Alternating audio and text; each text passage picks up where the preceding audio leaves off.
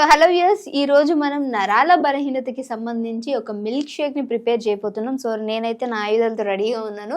Sir, దానికి కావాల్సిన పదార్థాలు ఏ విధంగా చేయాలి, ప్రాసెస్ అనేది చెప్పేయండి. తప్పకుండా. ఈ మధ్య కాలంలో వయస్సు నిమిత్తం కూడా ప్రతి ఒక్కరికి నరాల బలహీనతమ్మా. నీరసము, నిస్త్రణ, బలహీనత, ఓపిక లేకపోవడము, చేత కాకపోవడము, ఏ పని మీద ఆసక్తి లేకపోవడము, ఇలా రకరకాల ఇబ్బందులు పడుతున్నారమ్మా. కొంతమందికి ప్రత్యేకంగా పలాని కారణం వల్ల నరాల బలహీనత వస్తుందని చెప్తే కొంతమందికి ఎలాంటి కారణం ఉండదమ్మా. కడుపు నిండా తింటుంటారు, కంటి నిండా నిద్రపోతుంటారు.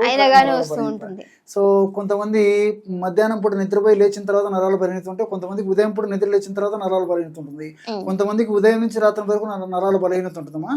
సో ఈ సమస్యలకు చాలా ఇబ్బంది పడుతుంటారు. ఇలాంటి వాళ్లకు నేను ఇప్పుడు మనం చెప్పుకోబోయేటువంటి మిల్క్ షేక్ తయారు చేసుకుని రోజు ఒక్కసారి తీసుకోగలిగితే ఆ నరాల బలహీనత చాలా త్వరగా శీఘ్రంగా సత్వరమే తగ్గిపోయి చక్కటి ఆరోగ్యం వాళ్ళ సొంతం అవుతుందమ్మా.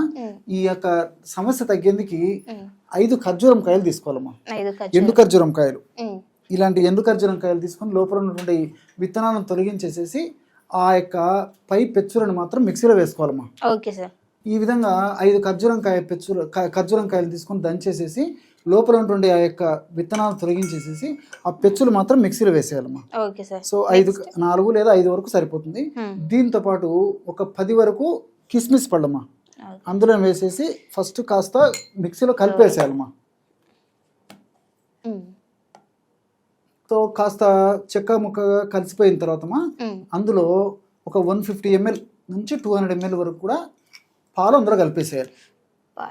చక్కగా అర్థమవుతుంది కదమ్మా అందరికీ. సో ఈ పద్ధతిలో తయారు చేసుకోవాలన్నమాట. 5 ఖర్జూరం కాయ పెచ్చులు, 5 ఖర్జూరం కాయలను నలగొట్టేసేసి విత్తనాలు తీసేసి మిగిలినటువంటి ఆ పెచ్చులని, అదేవిధంగా 10 కిస్మిస్ని, అట్లే ఒక 150 ml నుంచి 200 ml వరకు పాలు కలిపేసేసి మళ్ళీ మిక్సీలో వేసేయాలమ్మా. సో ఈ పదార్థం అంతా బాగా కలిసిపోయేసేసి మొత్తం అంతా ఆ యొక్క ముఖ్యంగా ఈ ఖర్జూరం కాయలో ఉన్నటువంటి రసాయన పదార్థాలు, అట్లే ఈ యొక్క ద్రాక్షలో ఉన్న రసాయన పదార్థాలు కూడా పాలలో కలిసిపోతాయమ్మా. ఈ విధంగా పాలలో ఈ 2 పదార్థాలు కలపడం వల్ల బ్రహ్మాండమైనటువంటి జ్యూస్ లాంటి పదార్థం తయారైపోతుందమ్మా. ఇక్కడ మరొకటిగా గమనించాల్సింది ఏంటంటమ్మా, ఖర్జూరం కాయల్లో, ఎండు ఖర్జూరం కాయల్లో నీటి శాతం తక్కువ ఉన్నప్పుడు మనం ఈ విధంగా మిక్సీలో వేసుకున్నప్పుడు కొద్దిగా టైం తీసుకుంటుంది. కాబట్టి కాస్త పాలు పోసేసి కొద్దిసేపు నానించిన తర్వాత మిక్సీలో వేయడం వల్ల ఇంకా త్వరగా కలిసిపోయేదానికి అవకాశం ఉంటుంది అనమాట. కాబట్టి అలాగైనా తయారు చేసుకోవచ్చు, లేకపోతే కాస్తసేపు నానబెట్టిన తర్వాత మిల్క్ పోసేసి తర్వాత కలిపేసి మిక్సీలో మొత్తం కలిపినా సరిపోతుంది.